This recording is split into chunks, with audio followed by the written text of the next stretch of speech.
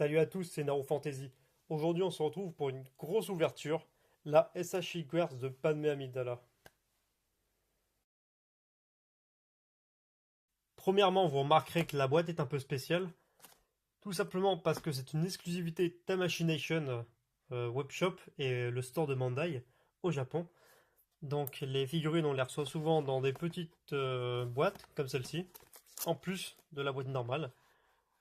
Par contre, c'est un carton vraiment basique, hein.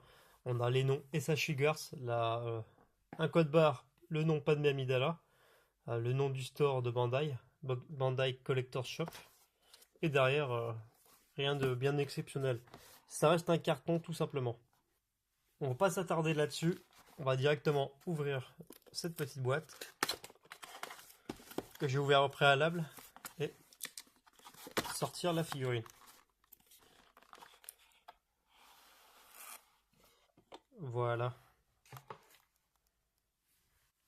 Si vous regardez cette vidéo, normalement vous connaissez déjà les SH Figures de Star Wars.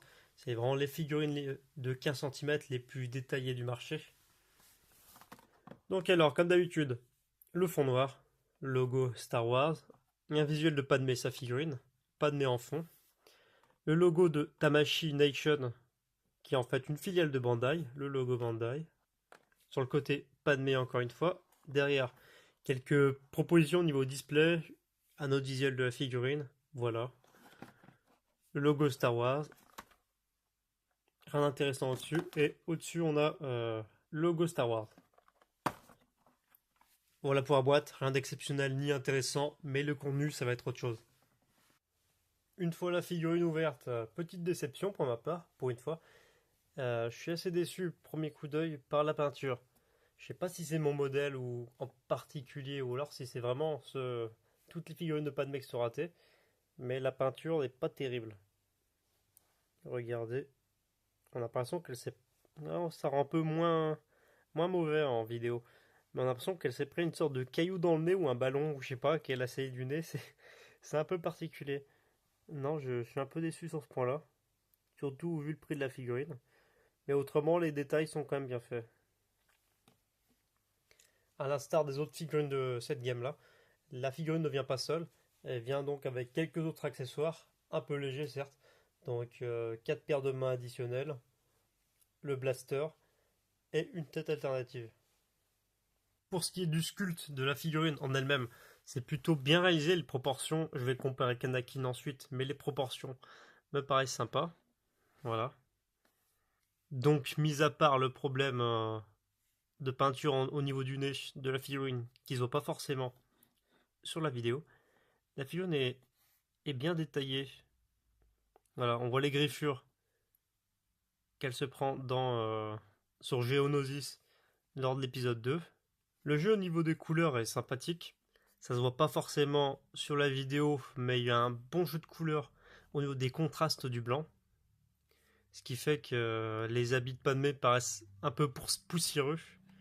Et donc c'est fidèle et cohérent avec ce qu'on voit dans l'épisode 2.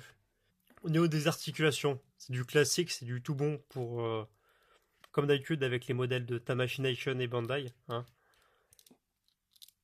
Tout presque peut être bougé, que ça peut être que ce soit au niveau des épaules. Fail. Donc, alors je disais donc au niveau de l'épaule, donc comme vous l'avez vu, c'est fragile. Voilà, est un peu peut-être bougé au niveau des pieds, voilà, comme ça. On va éviter de casser la figurine, hein. Ça serait mieux. Les pieds, au niveau des bottes, ici, là, la tête, le buste, ici, là. Et voilà, donc vous connaissez, hein, c'est toujours le même principe. Et ça reste sympa. Mais un conseil, évitez de trop bouger les épaules. Au niveau de la deuxième tête, elle est aussi très sympa, mais les traits un peu trop forcés, à mon avis. Par contre, au niveau display, si vous les présentez avec Anakin Skywalker lors de la bataille de Geonosis, ça rend vraiment l'ensemble très bien et la possibilité de display et de positionnement de la figurine avec les sachets garde, c'est quasi illimité. De quoi avoir au final de jolis décors et aux couleurs de l'épisode 2. La figurine est vraiment très sympathique, le rendu très réaliste comme d'habitude La figurine très articulée et qui propose diverses possibilités au niveau du display. La seule bémol et le plus gros frein d'ailleurs pour acquérir cette figurine, c'est son prix. Déjà plus de 120 € pour mettre la main dessus à l'heure actuelle. Et le prix ne fera qu'augmenter au fur et à mesure. C'est pour ça que pour les exclusivités de Tamachination et surtout les Slash Figures de Star Wars, je vous recommanderais vraiment de les commander le jour de leur sortie en précommande. Vous payerez une cinquantaine d'euros contre plus de 100 au moment de la sortie, ce qui est vraiment dommage. Voilà, c'est tout pour aujourd'hui. À noter que si vous achetez cette figurine, ça sera sûrement la seule occasion de votre vie d'inviter Nathalie Portman dans votre chambre. Voilà pour la petite blague, ça c'est fait. Sur ce, je vous dis à très bientôt pour une prochaine vidéo. N'hésitez pas à partager et à commenter la vidéo au maximum si vous avez plu.